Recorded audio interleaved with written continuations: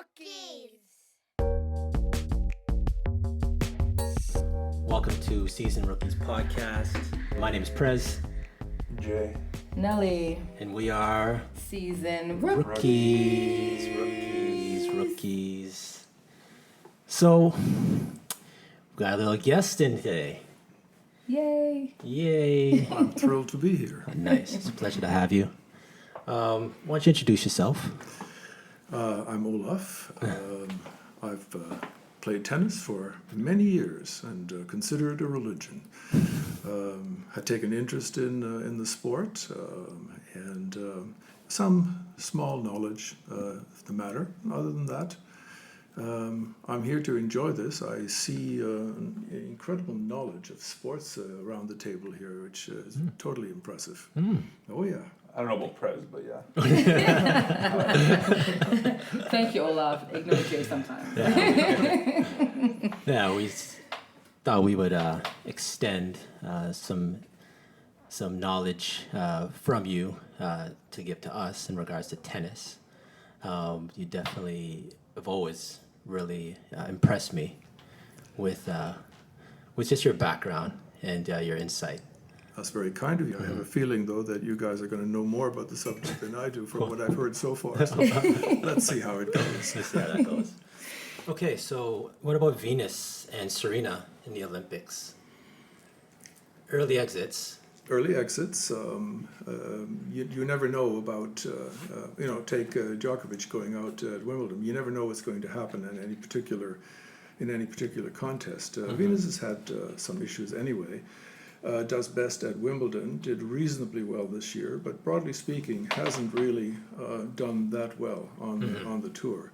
And you always hope for her because, for me, actually, I like Venus better than I like Serena, all things considered. One never expects her to end up in the finals anymore these days. Her serve is suspect. I think emotionally, the mind isn't always there for Venus. Whereas for Serena, the mind always seems to be there. Why she went out early, hard to say. That does happen to people from time to time. And Serena isn't the Serena of 10 years ago, and she's having some struggles against some of the better players on the tour these days.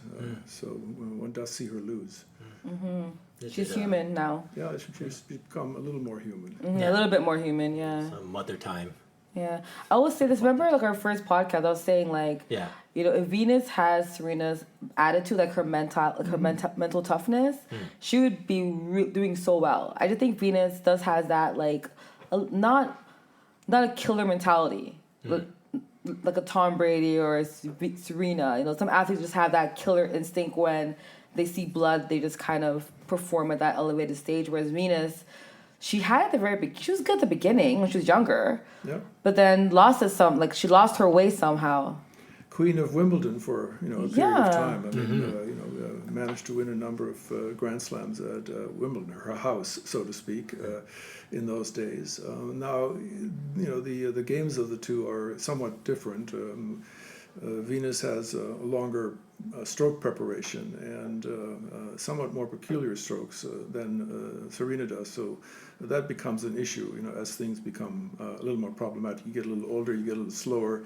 You're also playing players who have the book on you. And this was what happens. Nadal comes on stage and he hits that incredible topspin off both sides, and for a number of years, everybody's having to deal with that. How do I take the ball that bounces that high? Eventually, the players that are coming along are know the book on him and start to take those balls early and start to be competitive against him. And I think that's what's been happening with Venus and Serena as well over the years. Folks know what their game is, and that makes it a little bit easier to play them. That's good.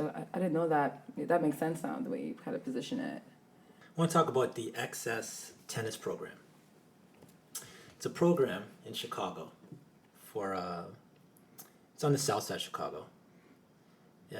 And what they've done is the city has, about 2 years ago, put about $10 million into an actual facility for tennis running classrooms. And it addresses a problem that they have in tennis, where it's hard to be a professional tennis player if you can't get lessons. Yes. Okay. No, it's a general problem, socioeconomic situation.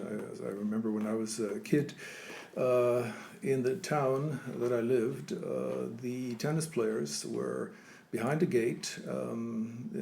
There they were, men and women, white, laughing, and you were sort of on the other side of the gate, poor child, looking in, dreaming about that life. And you have to be a member of a tennis club, and many tennis clubs, including in Toronto, are extremely expensive. Yes, they are.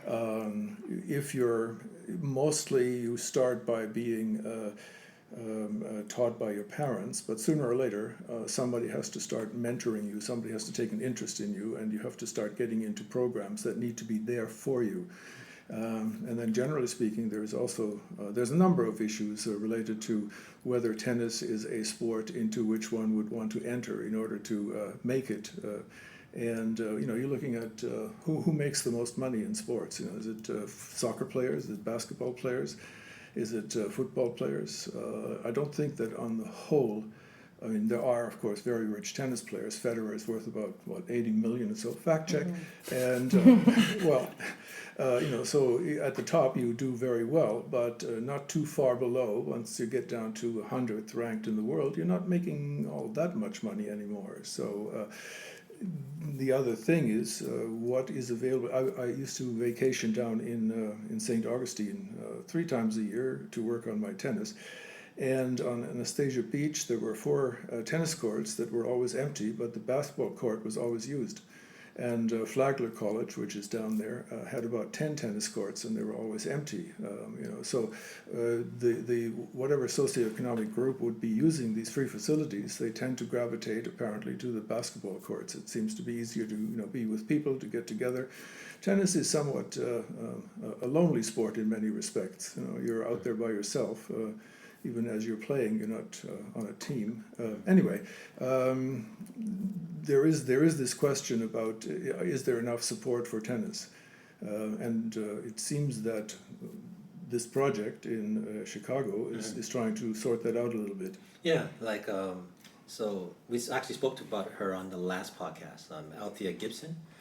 She was in the 1920s, she was the first black to win a Grand Slam, yeah. Right. And then from there, you'd figure, I guess times would have been different, but once you get to a certain level, you see one, and then maybe others will follow. And it never really happened. Big gap, and then we have Arthur Ashe. And, now we have Venus and Serena. But what made me think is Venus and Serena right now, for where they're at now, they've kind of set the precedence. And I'm not really seeing an influx of more African American or even black players. Well, actually on the men's side I am. Not so much on the women, but they may be out there. So that's why one girl. More on the women's side, actually. You've got Laurie McNeil, Zina Garrison, Shanda Rubin, of course Venus and Serena. But are we talking color in general? Because you're looking at Gail Monfils from France. That's a girl. You're looking at Tsonga. You're looking at Yannick Noah, who won a Grand Slam. Right. Back. I wouldn't think it's about color necessarily, although it may be, because again, there's a socioeconomic issue connected with that. But you do have a number of very, very top-notch tennis players that are African Americans in the United States. But do they break through? Are they up there? And of course, yes, Venus and Serena. Where Blake was a very good tennis player, and maybe held back by the fact that he had a back problem, a back injury. If he'd been more flexible, would he have gone further in his? He had a great forehand, great backhand. I remember Blake. Anyway, so she's number 172 in the world right now, and she's actually affiliated with this Access tennis program because she ran into the same problem in Chicago, where she's from the inner city, and being in a cold climate, she needs to go and get tennis lessons. So she moved to Atlanta, and from Atlanta went to Florida.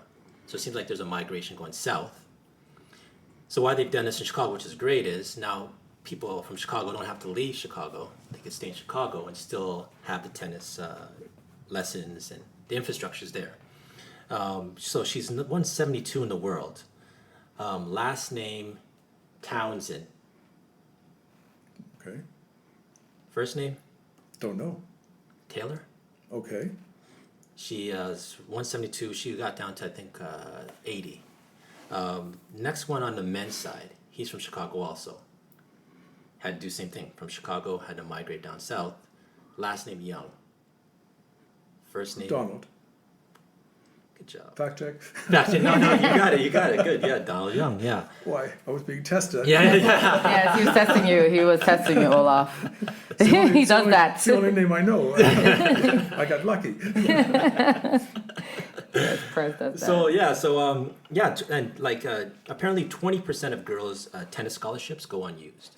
So now they're having, over the last 3 or 4 years, they're having more kids from Chicago getting tennis scholarships because of the fact that they have the infrastructure to get lessons. Wow, that's really good. Yeah, and it's a world-class facility. So Access Tennis Program, it's awesome. Yeah, that's really good. Mm-hmm. Well, think about the general issue. If you're looking at statistics, for example, what is it, 350 million folks in the United States approximately? How many folks do you have in China? You would think that if you went just by statistics, you would have all sorts of top tennis players out of China, and then you get a place like Sweden, where the population is relatively small, and you end up with Bjorn Borg, you end up with Stefan Edberg, you end up with Mats Wilander. Right. Belgium produced 2 Grand Slam female tennis players. Et cetera, et cetera. So it's not the fact that you've got all these folks, and therefore you should be able to have tennis players rising from that number of people that are great.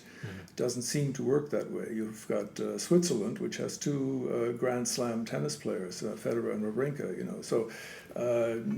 And obviously in some of these places the infrastructure is there. And not so much in some areas in the United States. And I wonder also whether tennis is the sport that you would choose if you wanted to, improve your financial socioeconomic status. Is that the sport you would choose if you were an American? Do we not go into basketball instead? Or do we not go into football instead? Do we not go into baseball, depending on where in the country we come from? I think, like, my take on tennis, I don't think tennis sells their sport enough, if that makes sense. I feel like tennis, for example, like basketball, there's many tournaments on all levels of pros, semi-pros. There's basketball tournaments all over the world, from like in small towns to churches. Like, everyone has a basketball tournament. That's easy to do. You rarely hear a tennis tournament that someone's just playing in within a city. I don't think tennis sells the sport enough.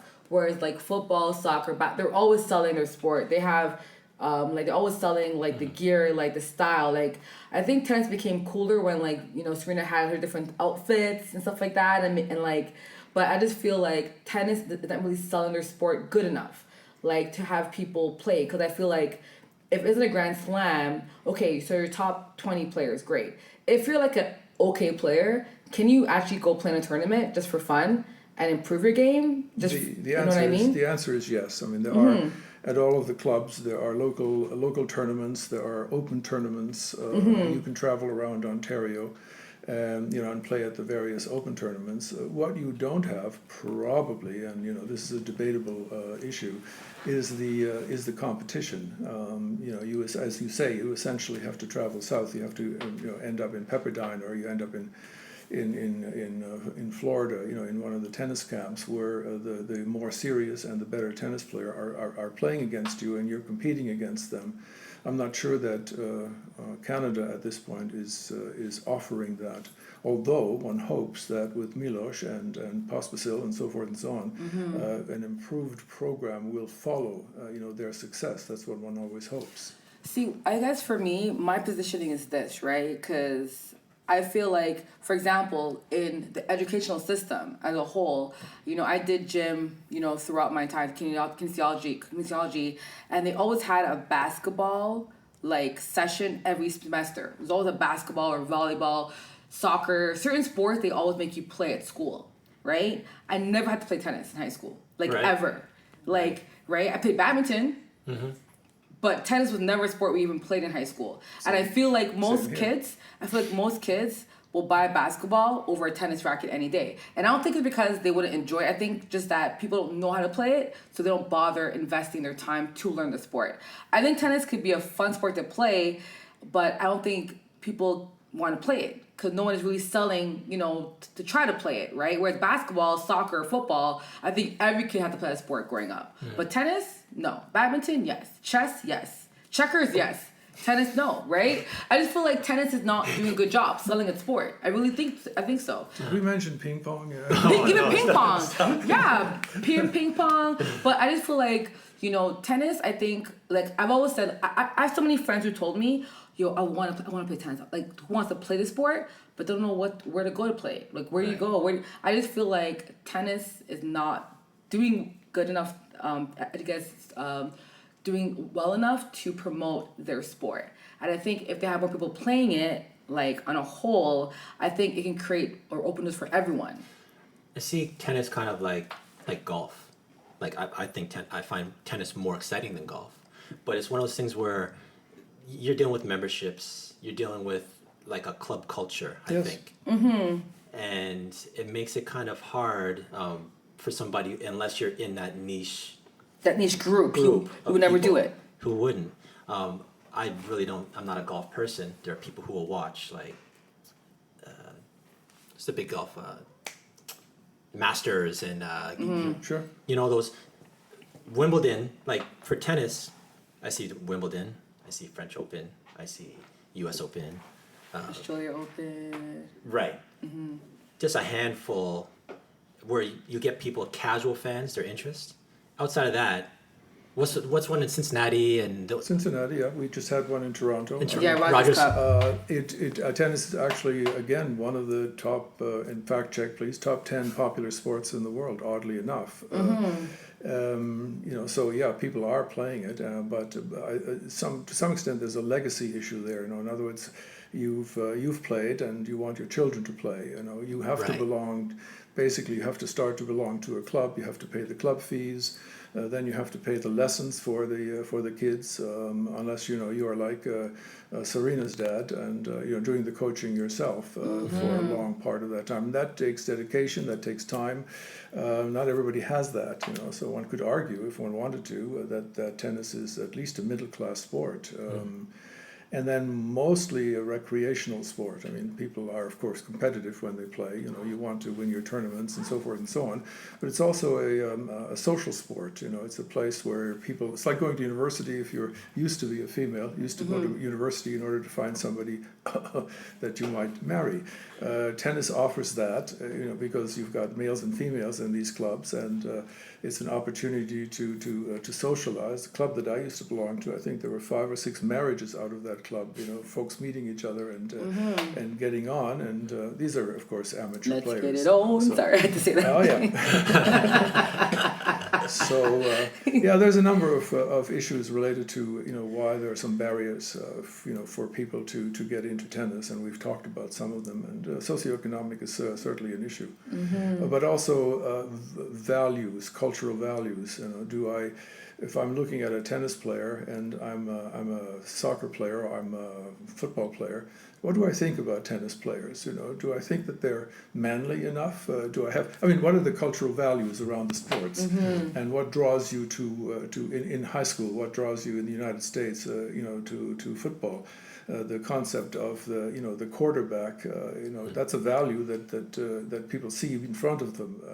Whereas I'm not sure that that people have the same feeling about tennis players. Yeah. So with the Rogers Cup, it's growing. Like I'm noticing, Rogers is doing, I would say, a better job of like bang up job. Yeah. Facilities have improved up there. It's a recognized 1,000 tournament, and of course now in Canada.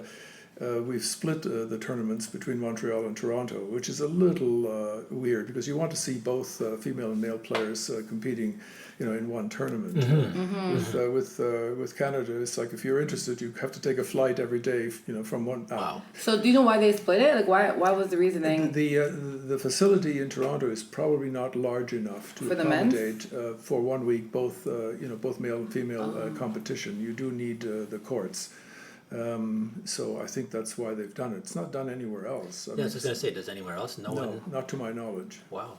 Well, Rogers has money. They can't build a second court. They have a lot of money, man. Well, yeah, you're also looking at, where is it, how much, whose land is it that they might be building on, and so forth and so on. Right. And they've done, they've put together a new facility, and I think that's the extent of it for the time being. Who knows if Milos starts winning Grand Slams? Maybe they'll expand. I don't know. It also, it depends on the popularity and can you make, how much money can you make? There's a financial element in here as well. So with Milos, you said if he starts winning, what's your projection in him actually winning Grand Slams? Well, he's an interesting case, along with Isner and Karlovic. We talked about Usain Bolt's height. These are folks that are 6'5" or taller, and have certain advantages in terms of the serve. I mean, these folks have powerful serves, and those are not always. Milos can play a set and get to a tiebreaker almost always, even against somebody like Djokovic. What their issue is, which doesn't seem to impair Usain, is that their mobility on court is suspect. Being as tall as they are, their left to right movement is not as good as it is, for the 6'2" Federer, for example. So, however, Ivanisevic won Wimbledon, won the Grand Slam, and retired soon afterwards on the basis of serve and volley playing. This is a fellow who had not won anything. He got in the semifinals, obviously. And then he did make it to that Grand Slam and did win it. So can they win? Yes, they can. I mean, even Isner, why do I say even? And Milos has been improving his game steadily. He's been working with McEnroe, who of course is pushing the serve and volley. And I think Milos is taking that up, trying to get to net as often as possible. And we see him doing better. Whether he will break through the top four or not, is an issue, because there's always a time frame as well. We've had Federer and Djokovic and Nadal and, well, not say Murray, for example, for a period of time. Nadal is starting to break down because his game is so physical.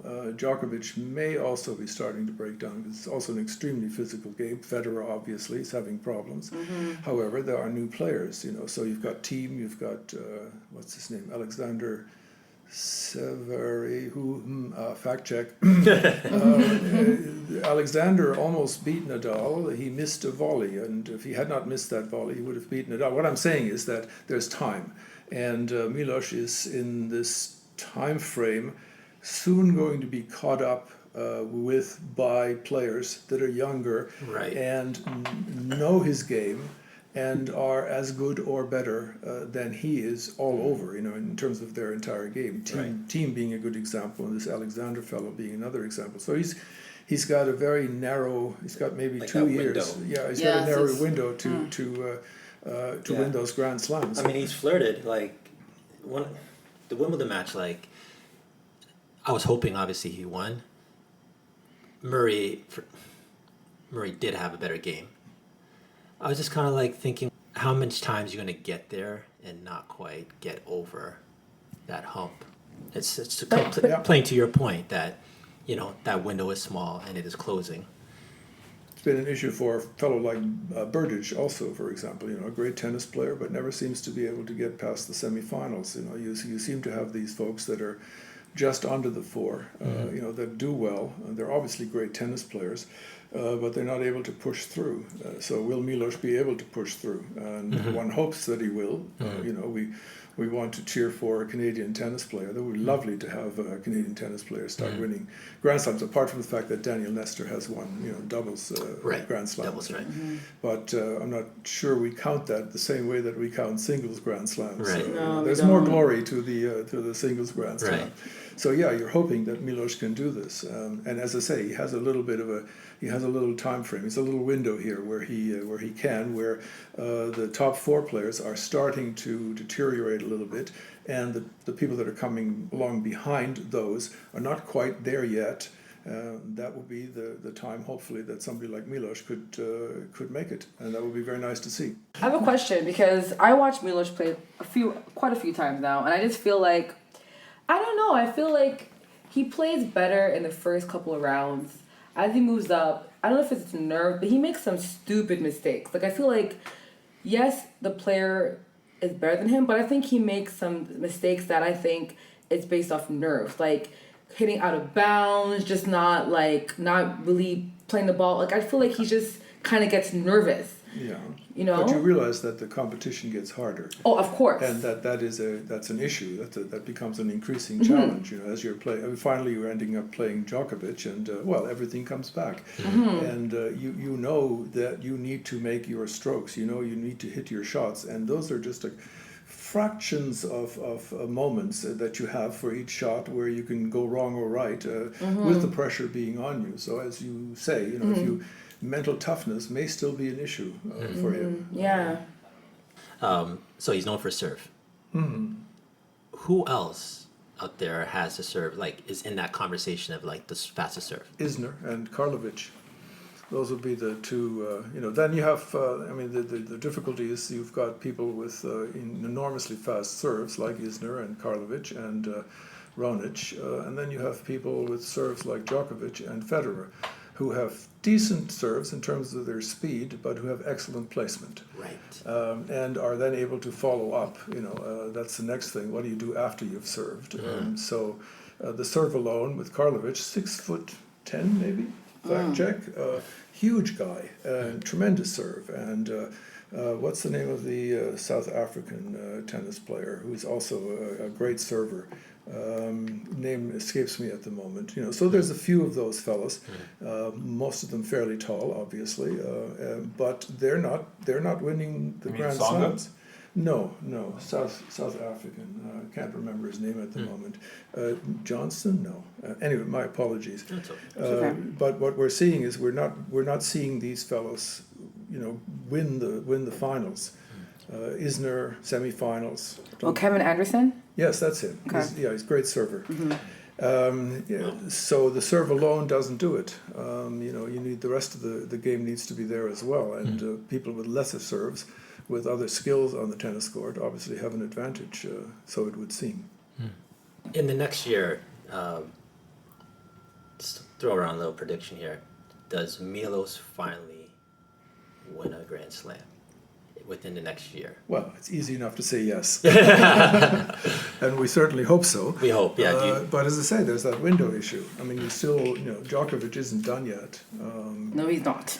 And one hopes that Federer will heal. And he still is one of the great tennis players in the world. Murray is doing really well. He's the one to almost now to beat, in terms of the top 4. Nadal seems to be out. Why not? Let's say yes. Say yes. Jay? No. Well, that's what I really wanted to say also. Yeah, I'm sorry. I say no too. I think I would like for him to win. It's not me saying no because no. Right. I just don't think he can. I don't think his mental toughness is there. I don't think he wants it as bad as we want it for him. If you know what I mean. Like, I don't know. I'm not saying he doesn't want it. I'm just saying from when I see him play, I just feel like great players, great athletes, they elevate as they get better. Like you saying certain athletes just elevate for some reason. Like, it comes out of nowhere. They just have that X factor. I don't think he has the Federer X factor, the Andy Murray, the Novak. I don't think he has it. Unfortunately, I think if he wins one, it will be that one that he wins and it's like, wow, he won. In a year or so, I would love to, but I don't see it. Yeah. Keep in mind also that winning a Grand Slam tournament, never mind the lesser tournaments, is also, as in all sports, always also dependent on luck. Right. Yes. You can have a Djokovic knocked out. You can have for whatever reason, the Murray knocked out. Somebody does something with their ankle, and all of a sudden you're in the finals. And so it's not impossible. It's true. For somebody by way of fortune. The people that you have to look at your draw, and some people get easy draws, so that's an issue. Do you have a tough draw? Do you have an easy draw? Is as in Djokovic's case, is somebody who is going to beat you inevitably when you get to the semifinals or finals for some reason. It's happened to Nadal as well, knocked out in the first or second round by some miracle.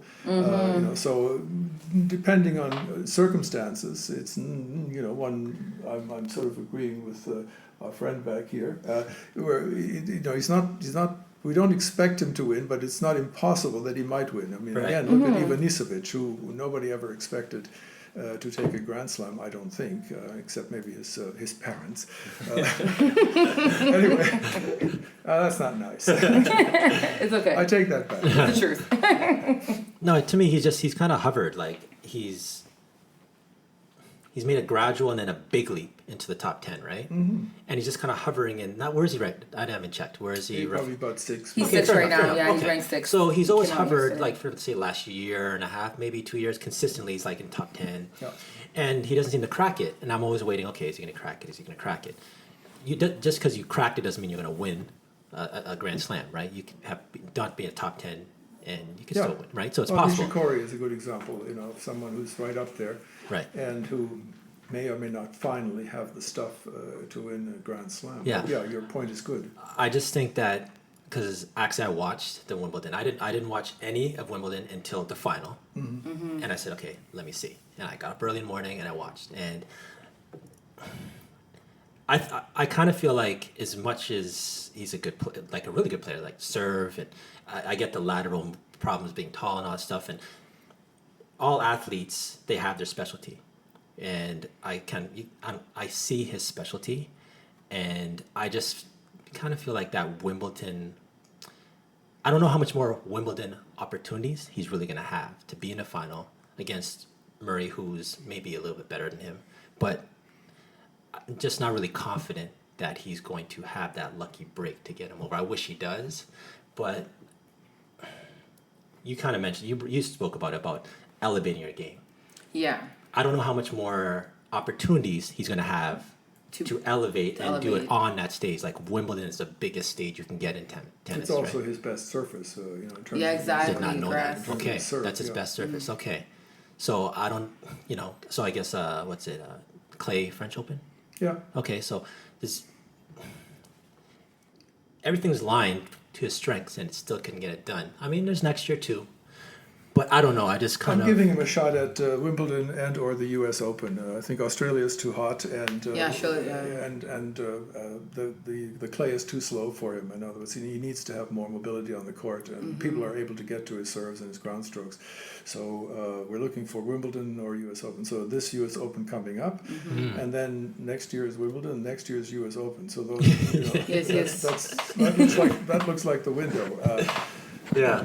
Yeah. And again, I mean, he's not a new player, but he's a relatively new player, and people who are facing him, as we were saying earlier, you start to know. I think they call that in athletics the book. On the individual, you understand what he's going to be doing, where he's most likely to serve, et cetera, et cetera. And people are. What was it somebody was saying about a couple of beach volleyball players? I think it might have been, somebody remember, from Cuba.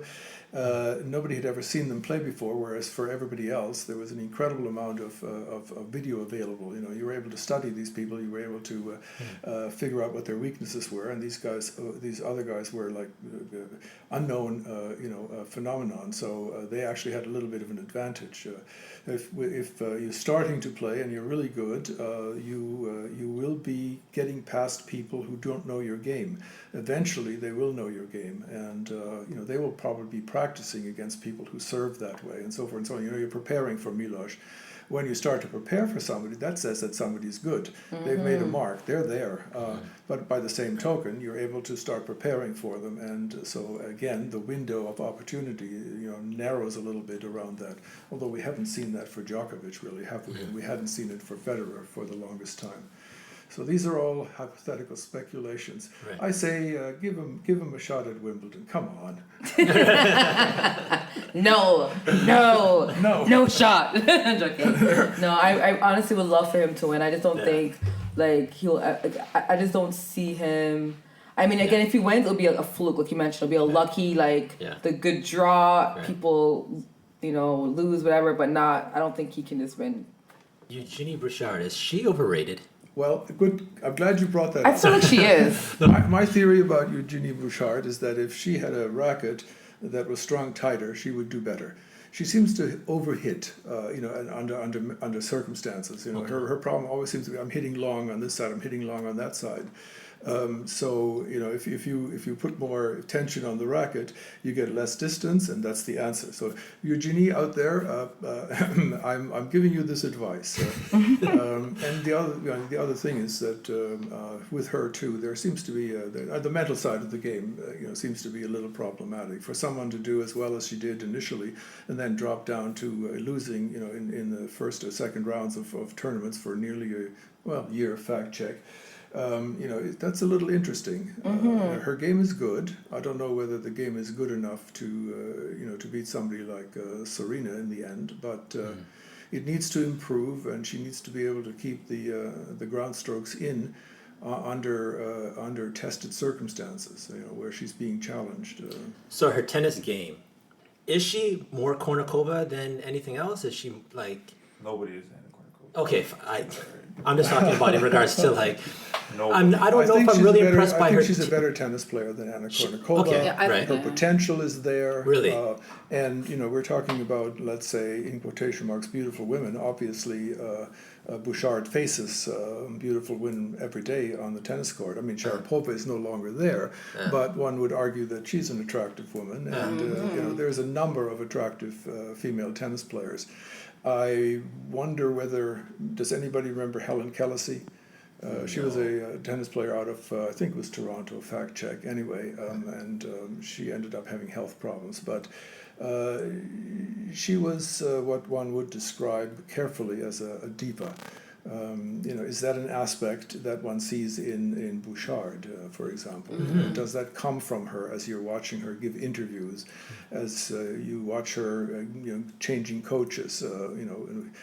Is there a problem there? Is she willing to accept coaching input, or is she one of these folks that is let's say mulish about that sort of thing? I play my game, I play it well enough. I really don't need to hear what your idea is about this. My idea is this, and it's good because look at me.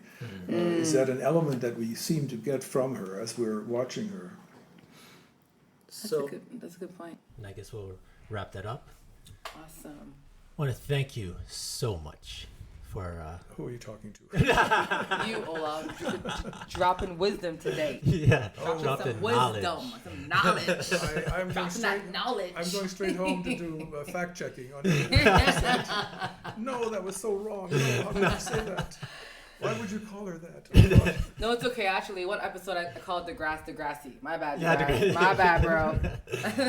It's a temptation, it's okay. Isn't it? I don't know why. I just want to say Degrassi, but it's Degrassi. Or Degrassi High, it's exactly. I keep calling this guy Degrassi. I'm Trini, so I'll keep saying Degrassi. Right. Degrassi. And how long did it take us all to know how to pronounce Milos Raunic's name? Exactly, yeah, that's true. Oh, wow. Yeah. We all struggled with that a little bit. And then you've got Muguruza and so forth. All these I still can't Russian, pronounce that. Yeah, I still can't pronounce that. I say Milos.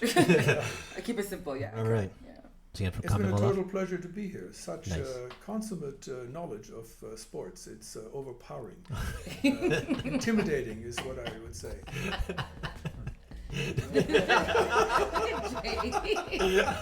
Jay's playing with the wrapper of bubblegum on his lap. But he can light him up. Yes, he can. All right, so Season Rookies Podcast, and we out.